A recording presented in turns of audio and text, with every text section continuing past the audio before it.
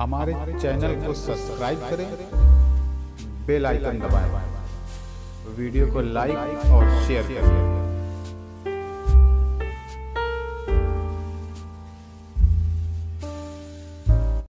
کے محنتوں کا نتیجہ ہے۔ آئیے حاضرین گرامی، میں اب آپ کے سامنے مولانا شمس الدین صاحب کو پیش کر رہا ہوں۔ 10-15 منٹ کی تقریر ان کی پیش ہونی ہے۔ میں ان سے گزارش کر رہا ہوں کہ مائک پر تشریف لائیں اور اپنی تقریر پیش کریں۔ آپ حضرات سے گزارش ہے کہ سماعت کریں۔ نعت کی محفل ہے، اس کا خاص خیال رکھیں۔ سبحان اللہ، ماشاء اللہ کی صدا، دعا کی صدا بھی آپ بلند کر سکتے ہیں، صرف تالیاں نہیں بجانی ہے ہمیں اس محفل میں۔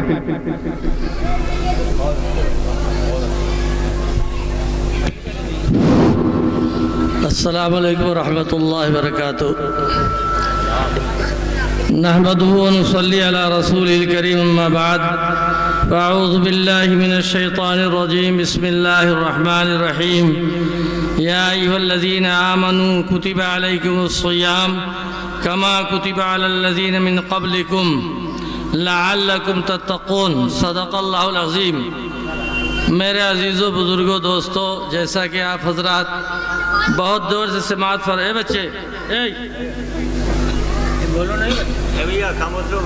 فرما رہے ہیں کہ یہ پروگرام جو ہے یہ رمضان المبارک کی استقبال سے تعلق رکھتا ہے، اور پورا اسٹیج اور محفل پوری جمی ہوئی ہے اس بات پر کہ رمضان کو سینے سے لگائے انشاءاللہ۔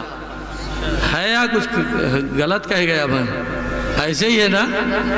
انشاءاللہ ہم سب استقبال رمضان کو تیار ہیں، اور نعتیہ مشاعرہ جو ہو رہا ہے وہ بھی نبی کریم سرکار دو عالم صلی اللہ علیہ وسلم کی ذات عالی کا اعلیٰ مقام ہے۔ کسی کو اللہ تعالیٰ یہ توفیق دے تو وہ ذہ قسمت ہے۔ تو بہت اچھے وقت پر اور موقع پر یہ مجلس منعقد کی گئی ہے۔ اللہ تعالیٰ اسے قبولیتوں سے خوب نوازے اور صدقے میں حضرت محمد صلی اللہ علیہ وسلم کی اسے قبول فرمائے۔ میرے عزیزوں، بزرگوں، دوستوں، قرآن کریم میں اللہ تعالیٰ نے قرآن کریم کی آیتوں میں رمضان المبارک کا تذکرہ فرمایا، اور یہ ہمارے اسلام کے 5 ارکان میں سے ایک رکن ہے، اور سالانہ یہ فرض ہے۔ رمضان کا مہینہ ایک مہینہ جو ہے قرآن پاک کے ثبوت کے ساتھ امت پر فرض ہے، اور فرمایا کہ اس سے پہلے لوگوں پر بھی یہ رمضان کا روزہ نہیں تو بلکہ روزے فرض تھے۔ رمضان اور پورے مہینہ تو یہ خصوصیت ہے اس امت کی۔ سبحان اللہ تو کہیں گے نہیں، اس لیے کہ دوسرے موڈ میں ہے۔ سبحان اللہ، یہ ہمارے خوش قسمتی ہے کہ اللہ تعالیٰ نے یہ اس امت کے لیے پورا مہینہ، اور ساتھ ہی ساتھ یہ بھی بتا دیا یہ رمضان المبارک کا وہ مبارک مہینہ ہے جس میں ہم نے قرآن نازل فرمایا۔ بلکہ اگر دیکھا جائے تاریخی حیثیت سے تو ساری کی ساری آسمان ہدایت سے آنے والی جملہ کتابیں اور صحیفے سب کے سب اسی مہینے میں اترے۔ ہمارے سلسلے کے ایک بڑے بزرگ ہیں، اولیاء اللہ میں ان کا شمار ہے، آپ حضرات ان کو دیکھے بھی ہیں، اور کٹرا میں ان کا آخری پروگرام تھا، اور یہی کے پروگرام کے بعد لکھنؤ میں ایڈمٹ ہوئے اور وہیں ان کا انتقال ہوا، جن کو ہتھوڑا باندھا کی حضرت شخصیت سے قاری سید صدیق احمد صاحب نور اللہ مرقدہ سے آپ سب حضرات جانتے ہیں۔ انہوں نے رمضان شریف کے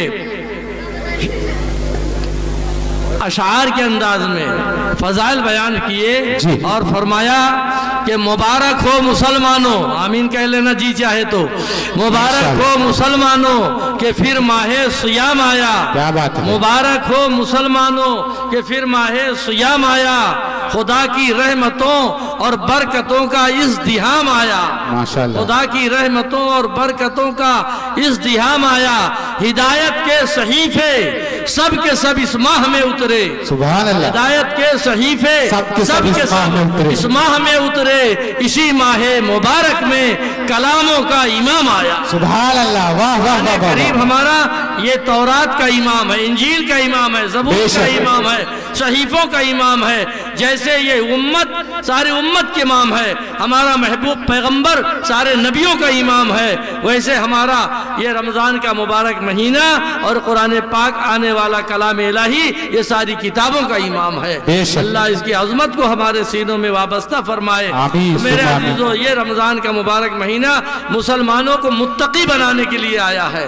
اللہ نے فرمایا لعلکم تتقون، تاکہ تم لوگ تقوی والے بن جاؤ۔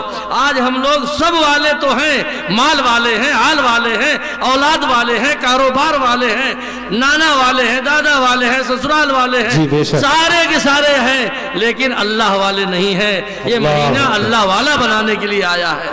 ایک جو عاشق رسول ہے اس نے خبر پائی کہ صحابہ نے اپنے ماتھے کی آنکھوں سے آقا کی زیارت فرمائی اور شرف تلمذ حاصل کیا، اور ان کی شاگردی کا شرف نے حاصل ہوا، جس کی بنیاد پر صحابہ مقتدی کہلائے اور سارے دنیا کے تمام لوگوں کے امام کہلائے۔ وہ حضرات صحابہ مبارک اس لیے ہیں کہ انہوں نے مبارک آنکھوں سے دیکھا۔ اگر آج اہل کٹرا اور اہل محفل یہ چاہتے ہیں کہ ہم تو اس زمانے میں تھے نہیں جس زمانے میں سیدنا ابوبکر صدیق تھے، جس زمانے میں فاروق اعظم تھے، جس زمانے میں عثمان ذی النورین تھے، جس زمانے میں علی مرتضیٰ تھے، جس زمانے میں عشرہ مبشرہ تھے، جس زمانے میں سابقون اولین تھے، اس زمانے میں ہم ہوتے تو ہم بھی آقا کا دیدار کرتے، آقا کو اپنی آنکھوں سے دیکھتے۔ لیکن آقا نے فرمایا کہ تعجب کوئی افسوس کی بات نہیں ہے، حسرت کی بات نہیں ہے، آپ بھی اگر چاہیں تو درود پاک پڑھیں، اور درود پاک پڑھ کر کے اتنا درود پاک پڑھیں، باوضو پڑھیں، پاک بستر پر لیٹیں، تو خواب میں اگر آپ نے آقا مدنی تاجدار دو عالم حضرت محمد صلی اللہ علیہ وسلم کی زیارت خواب میں کر لیا تو آپ کا دیکھنا بھی مبارک ہو جائے گا۔ تو خواب میں دیکھنے کے لیے کوشش کر سکتے ہیں، دنیا کی تمام چیزیں خواب میں دیکھتے ہیں، کیا نبی کو نہیں خواب میں دیکھ سکتے؟ آئیے ہم طے کریں کہ طہارت بدنیہ کے ساتھ، طہارت روحانیہ کے ساتھ آقا کے درود کا نذرانہ پیش کرتے کرتے ہم سوئیں اور سو جائیں، اور سو جائیں تو کھو جائیں، اور آقا کی زیارت خواب میں کر لیں۔ آقا نے فرمایا کہ جو مجھے خواب میں دیکھا، من رآنی فی المنام فقد رآنی فإن الشیطان لا يتمثل بھی، جس نے خواب میں مجھے دیکھا حقیقت اور یقیناً عیاناً مجھے دیکھا، شیطان کی جرات نہیں کہ میری شکل و شباہت اختیار کر سکے۔ اس لیے آقا نے فرمایا کہ جس نے مجھے دیکھا خواب میں، حقیقت میں مجھے دیکھا، اور جو مجھے خواب میں دیکھ لے گا اس پر جہنم حرام ہو جائے گی اور جنت واجب ہو جائے گی۔ یہ سن کر ہمارے نعتیہ مشاعرہ کی طرح ایک مجلس قائم تھی، ایک شاعر کو جوش آیا، انہوں نے درود پاک کا اہتمام کیا، خواب و خیال میں انہوں نے نبی کی زیارت کی، اور صبح اٹھتے تو تازہ دم ہو کر کلام لکھتے ہیں، سبحان اللہ، کہتے ہیں کہ اب تو جانا پڑے گا مدینہ مجھے، انشاءاللہ اب تو جانا پڑے گا مدینہ مجھے، خواب میں رات ان کا پیا، خواب میں، ارے خواب میں سوچو تو ذرا اہتمام کرو خواب دیکھنے کا، تو 99 کے چکر میں کہاں خواب نظر آئے گا۔ تو وہ شاعر بڑی خوشی سے کہتا ہے کہ اب تو جانا پڑے گا مدینہ مجھے، خواب میں رات ان کا پیام آ گیا، میں نے دیکھا کہ خواب کیا دیکھا؟ میں نے دیکھا کہ سجدے میں ہے سر میرا، میں نے دیکھا کہ سجدے میں ہے سر میرا، سر اٹھایا تو بیت الحرام، سبحان اللہ، سبحان اللہ، اٹھایا تو بیت الحرام آ گیا۔ اس لیے میرے عزیز و بزرگو دوستو، نبی کے عشق کے تعلق اور نبی کی غلامی اور تابعداری کا مقصد یہ ہے کہ لباس سے لے کے پوشاک سے لے کر چہرے سے لے کر ہر جگہ نبی کا چہرہ نظر آئے، نبی کا لباس نظر آئے، ٹخنا کھلا نظر آئے، تب تو سمجھو عاشق رسول ہے، ورنہ ان لفاظیوں سے اور شہر بیانیوں سے کچھ کام چلنے والا نہیں ہے، تابعداری اور غلامی کرنی پڑے گی۔